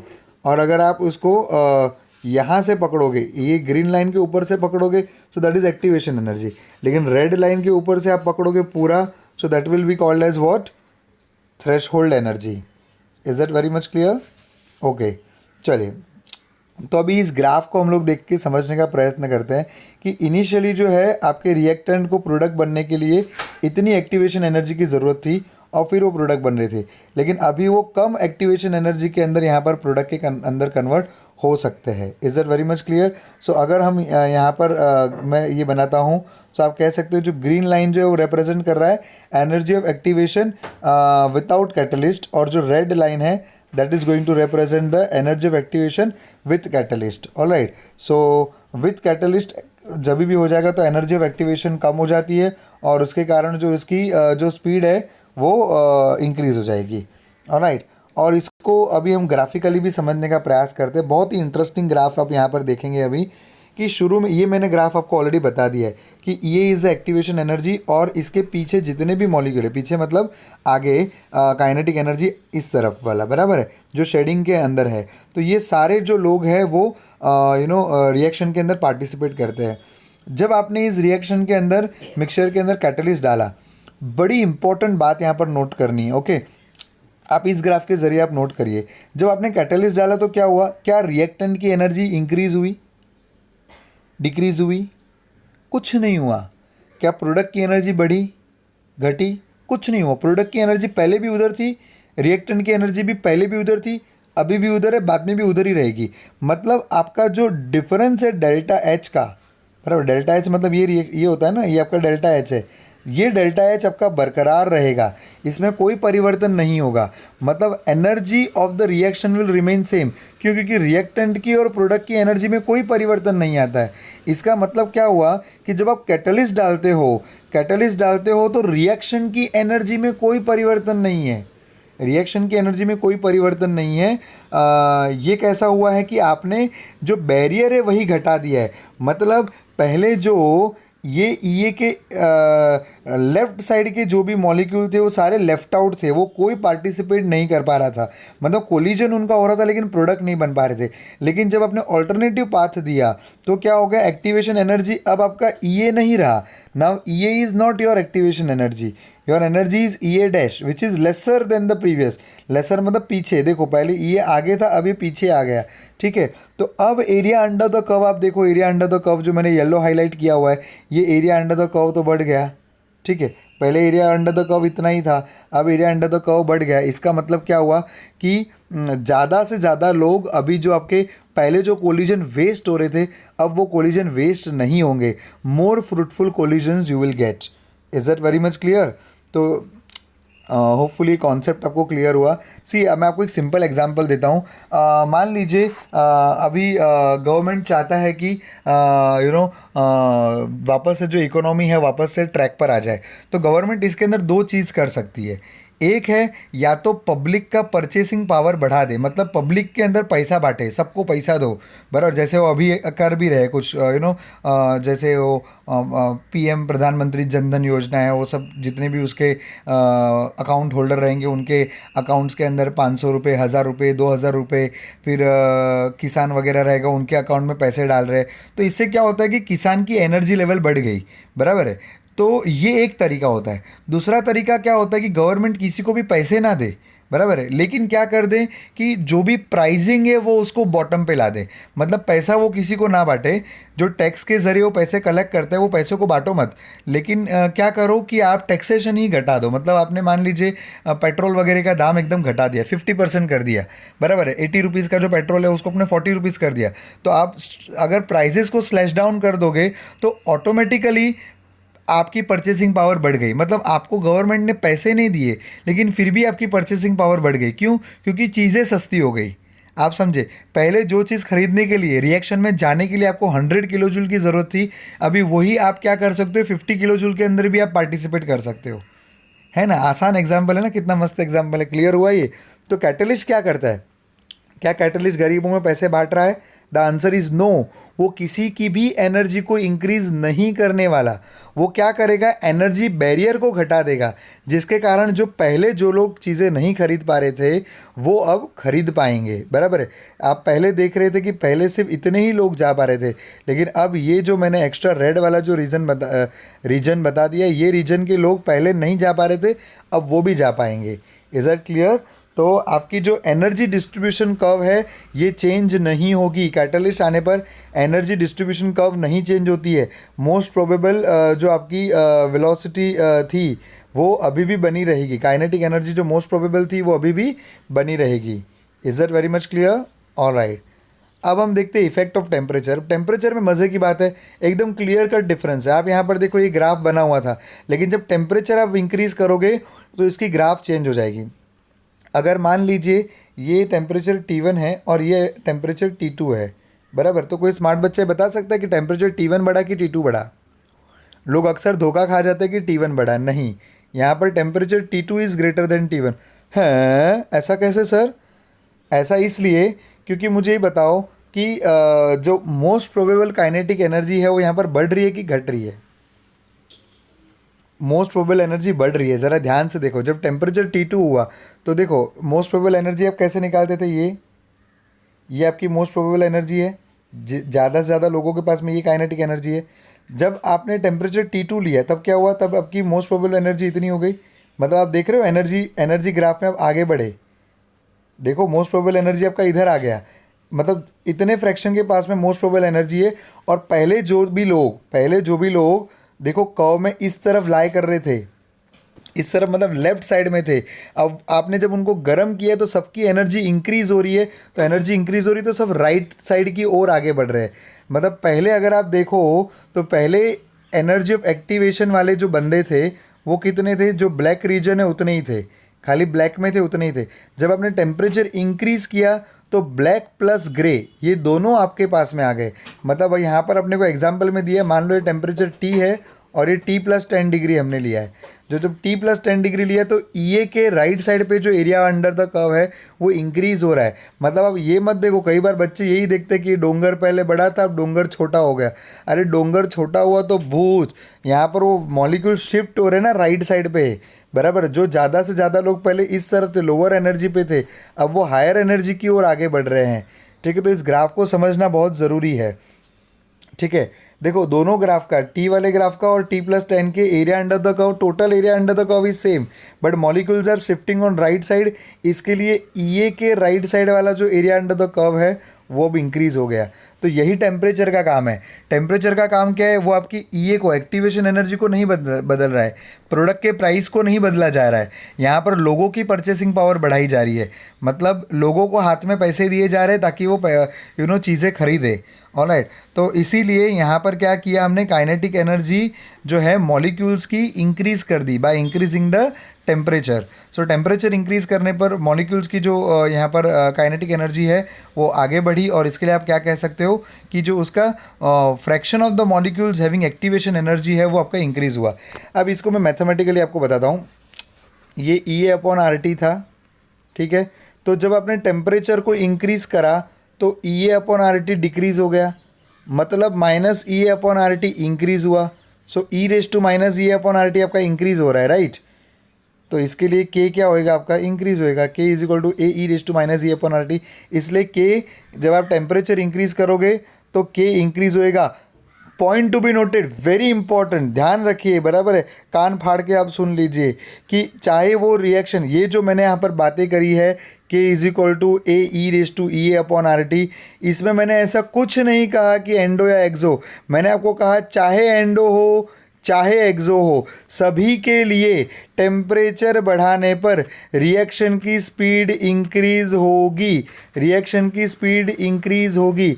बच्चे अक्सर इक्विलिब्रियम के साथ में कंफ्यूज हो जाते हैं, बराबर है, क्योंकि इक्विलिब्रियम में आपने पढ़ा था कि जब भी एक्सोथर्मिक रिएक्शन रहेगा तो टेम्परेचर बढ़ाने पर वो फेवर नहीं होता है, एंडोथर्मिक बढ़ाने पर वो फेवर होता है। ऐसा क्यों हो मैं बाद में आपको बताता हूँ, ठीक है। पर फिलहाल आप ये याद रखो, चाहे रिएक्शन एक्सोथर्मिक हो या एंडोथर्मिक हो, टेम्परेचर अगर आपने इंक्रीज किया तो रेट कांस्टेंट बढ़ेगा, रेट कांस्टेंट बढ़ेगा। Is it very much clear? Temperature बढ़ाने पर रेट कांस्टेंट बढ़ेगा, चाहे रिएक्शन एक्सोथर्मिक हो या एंडोथर्मिक हो। क्या जब मैंने आपको ये के लिया तब ऐसा पूछा था कि ये कौन से रिएक्शन का, एक्सो का है एंडो का है? नहीं ना। तो अभी क्यों सोच रहे हो? अभी भी ये नहीं सोचना है। हर रिएक्शन के लिए, चाहे वो एक्सोथर्मिक हो या एंडोथर्मिक हो, उसका जो रेट कांस्टेंट के है वो टेम्परेचर बढ़ाने पर इंक्रीज होगा। एकदम सीधी बात है, नो बकवास। Is that very much clear? चलिए तब इसको हम आगे बढ़ाते हैं अभी। तो यहाँ पर देखो, जैसे मैंने एक एग्जांपल लिया हुआ है कि ये 100 केल्विन पे ये ग्राफ थी, 300 केल्विन पे ये ग्राफ आई, 700 पे ये ग्राफ आई। तो आप ये मत सोचो तो डोंगर छोटा होता जा रहा है, आपको ये सोचना है कि डोंगर राइट में शिफ्ट हो रहा है, मतलब मॉलिक्यूल्स जो है वो हायर एनर्जी की ओर आगे बढ़ रहे हैं। ठीक है, समझ में आ गया? चलिए अभी यहाँ पर दो अलग अलग टेम्परेचर पे के फाइंड करने के लिए आपको न्यूमेरिकल प्रॉब्लम्स पूछे जाते हैं। मतलब जैसा आपको एक सवाल आएगा कि 300 केल्विन के ऊपर उसकी रेट कांस्टेंट K1 है, ठीक है, और टेम्परेचर बढ़ा के जब मैंने 400 केल्विन कर दिया तो अब उसका नया रेट कांस्टेंट क्या रहेगा ये पता करो। तो आपको क्या करना होगा, ये इक्वेशन इस्तेमाल करना होगा। कैसे ये इक्वेशन आता है देखते हैं। तो एट आपको इक्वेशन तो ध्यान में है ना, ln वाला इक्वेशन पूरा, ln K is equal to ln A minus EA/RT, ये अपना इक्वेशन था, बराबर है। तो ये इक्वेशन के हिसाब से मैंने क्या लिख दिया, at temperature T1 let's say ln K1 is equal to minus EA/RT1 ln A, और टेम्परेचर T2 ये मैंने K2 और T2 कर दिया, ठीक है। अब इन दोनों का हम लोग डिफरेंस लेते हैं, दोनों को सब्ट्रैक्ट करते हैं, ठीक है। So ln K2 minus ln K1 is equal to K2, ये मान के चल रहा हूँ कि T2 is greater than T1, okay. तो इसके लिए मैंने K2 माइनस K1 लिया क्योंकि K2 K1 से बड़ा हो जाएगा। So ln K2 minus ln K1 is equal to EA/RT1 minus EA/RT2, और ln A minus ln A, मतलब दोनों कट हो गया ना, क्योंकि गिवन रिएक्शन के लिए आप टेम्परेचर बदलते हो फिर भी A तो बदलने वाला नहीं है, तो सब्ट्रैक्ट करोगे तो ln A minus ln A 0 हो गया, तो वो कट गया, ठीक है। अभी इसमें EA/R जो है वो कॉमन है, उसको निकाल लेते हैं, ठीक है, और माइनस के हिसाब से मैंने इसको रीअरेंज कर दिया है, ठीक है ना। तो ये हो गया EA/R कॉमन आ गया, तो अपना इक्वेशन क्या आ गया, 1/T1 माइनस 1/T2। लेकिन आप जानते हैं कि ln वाला ग्राफ हम लोग यूज़ नहीं करेंगे, हम लोग क्या यूज़ करते हैं, मैंने इक्वेशन टू द बेस 10 वाला यूज़ करते हैं। तो 2.303 से मल्टीप्लाई किया, जो कि बाद में मैंने इक्वेशन इक्वल के राइट साइड में नीचे शिफ्ट कर दिया है। सो फाइनली मेरा इक्वेशन क्या बन गया, log of K2/K1 is equal to EA/2.303R 1/T1 minus 1/T2, और इसको भी अगर आप T2 को इधर ले लोगे तो क्या हो जाएगा, T2 minus T1 upon T1 T2, ठीक है। तो ऊपर भी K2, इधर K2, इधर T2, K2 T2, K2 T2, K2 T2। ये मैं इसके लिए ऐसा बोल रहा हूँ क्योंकि बच्चे अक्सर कंफ्यूज हो जाते हैं कि कहाँ पर क्या था। ओके, यहाँ पर अगर आप K2 ले रहे हो तो यहाँ T1 आएगा, ये वाले में देखो 1/T1 माइनस 1/T2 है, क्रॉस मल्टीप्लाई करने के बाद में ऐसा हो जाएगा T2 minus T1 upon T1 T2, ठीक है। Log of K2 upon K1, ये कब करने का, जब T2 बड़ा है T1 से, ठीक है। अगर मान लीजिए छोटा वाला T2 अगर आपने टेम्परेचर घटाया है तो ऑटोमेटिकली आपका ये आंसर भी नेगेटिव आएगा, इधर भी नेगेटिव आएगा। तो nothing to worry, as such आप कोई भी टेम्परेचर ले सकते हो, लेकिन प्रेफरेबली T2 में हायर टेम्परेचर डालना और T1 में लोअर टेम्परेचर डालना, तो आपको मैथमेटिकली डिफ़िकल्टी नहीं आएगी, नहीं तो आपको नेगेटिव नंबर आएगा, फिर आप ही लॉग के अंदर सब नया काम करते हो, ठीक है। इसके लिए प्रेफरेबली आप बड़े में से छोटा सब्ट्रैक्ट करो। तो क्वेश्चन जब दिया रहेगा न्यूमेरिकल प्रॉब्लम, तो जो बड़ा टेम्परेचर रहेगा उसी को आप T2 लीजिए और छोटे टेम्परेचर को T1 लीजिए। ऑलराइट, सो ये इक्वेशन को भी आप नोट डाउन कर लीजिए। अरेनियस इक्वेशन का ही अनदर लॉगरिथमिक फॉर्म है, जहाँ पर हमने क्या लिया हुआ है, दो अलग अलग टेम्परेचर के ऊपर ये कैसे सॉरी हाँ, दो अलग अलग टेम्परेचर पे K2 K1 क्या होएगा वो अब बताया जा रहा है, ठीक है। अच्छा, मैं आपको एक और मज़े की बात बताता हूँ जो मैंने आपको शुरू में बताई थी। ओके, अब मैंने आपको एक बात बताई थी, याद है कि 10 डिग्री सेल्सियस बढ़ाने पर for every 10 degree rise in the temperature reaction की स्पीड इंक्रीज़ हो जाती है ना। देखो, रिएक्शन की स्पीड जो टेम्परेचर के साथ बढ़ती है ना, उसके तो बहुत सारे आप मज़ेदार एग्जांपल आप ले सकते हो। जैसे डीकम्पोजिशन ऑफ N2O5 का मैं आपको एग्जांपल देता हूँ। हाँ, नाइट्रोजन पेंटॉक्साइड जो होता है, डाई नाइट्रोजन पेंटॉक्साइड N2O5, सुना है ना N2O5, N2O5, अगर उसको हम डिकम्पोज करते हैं एट अराउंड 0 डिग्री सेल्सियस, तो 0 डिग्री सेल्सियस के ऊपर उसको डिकम्पोज होने के लिए 10 दिन लगते हैं। कितने? 10 दिन। 1 मोल ऑफ अ सब्सटेंस को डिकम्पोज होने के लिए 10 डेज लगते हैं। जबकि यही रिएक्शन अगर मैं 25 डिग्री सेल्सियस पे कराऊँ तो 5 घंटे के अंदर ये रिएक्शन कंप्लीट हो जाता है, बराबर है। मतलब उसका जो not a completion, I would से उसकी हाफ लाइफ मैं कहूँगा, ठीक है। तो ओरिजिनल मटेरियल को डिकम्पोज होने के लिए 5 घंटे लग रहे हैं, बराबर है, जब मैंने उसको 25 डिग्री सेल्सियस कर दिया। लेकिन अगर मैंने इसी टेम्परेचर को अगर 50 डिग्री सेल्सियस कर दिया, so the entire reaction will just take place in the 12 minutes, बराबर। Entire reaction mean I mean to say either you compare entire और यू कंपेयर हाफ लाइफ, क्योंकि ये फर्स्ट ऑर्डर रिएक्शन है। When I say entire, so you have to take it into consideration approximately 10 half life are use. Hope you remember this from the previous otherwise theoretically तो कोई भी reaction कभी पूरा होगा ही नहीं, तो इनफाइनाइट टाइम लगेगा, ठीक है। सो क्या मैंने बताया, 0 डिग्री थी तो 10 दिन लग रहे थे, 25 डिग्री था तो 5 घंटे लग रहे थे, और 50 डिग्री कर दिया तो 12 मिनट में हो गया। मतलब आप देख रहे हो, टेम्परेचर बढ़ा रहे हो तो रिएक्शन कितना फटाफट हो रहा है। सिमिलरली KMnO4 का और ऑक्जालिक एसिड का रिएक्शन है, तो ऑक्जालिक एसिड क्या करता है, KMnO4 को डीकलराइज करता है, क्योंकि ऑक्जालिक एसिड खुद ऑक्सीडाइज हो जाता है और KMnO4 रिड्यूस हो जाता है। तो अगर आप ये रिएक्शन आप हायर टेम्परेचर पे कराओगे, मतलब गर्म करोगे ना, अगर गर्मा गर्म ऑक्जालिक एसिड अगर आप डालोगे तो पोटेशियम परमैंगनेट की जो डीकलराइजेशन स्पीड है वो एकदम फास्ट हो जाएगी, ठीक है। अब सवाल ये आता है कि सर अगर आप 10 डिग्री सेल्सियस बढ़ाते हो तो T2 माइनस T1 मान लीजिए आपका 10 हो गया, ठीक है। और तो हर एक रिएक्शन के लिए आपका ये कहना है कि K2 जो है वो 2 टाइम K1 होगा, बराबर। तो ही मैं कहूँगा ना, रिएक्शन की स्पीड डबल का मतलब क्या होता है, K2 will be 2 time K1। तो आपका ये कहना है कि सभी के लिए K2/K1 की जो रेशियो है वो अप्रॉक्सीमेटली 2 आएगी। जी हाँ, मेरा कहना वही है। मेरा कहना ये इसलिए ऐसा है क्योंकि ज़्यादातर रिएक्शन का, listen carefully, most of the reaction have a fix activation energy that is nearly 53 kilo joule.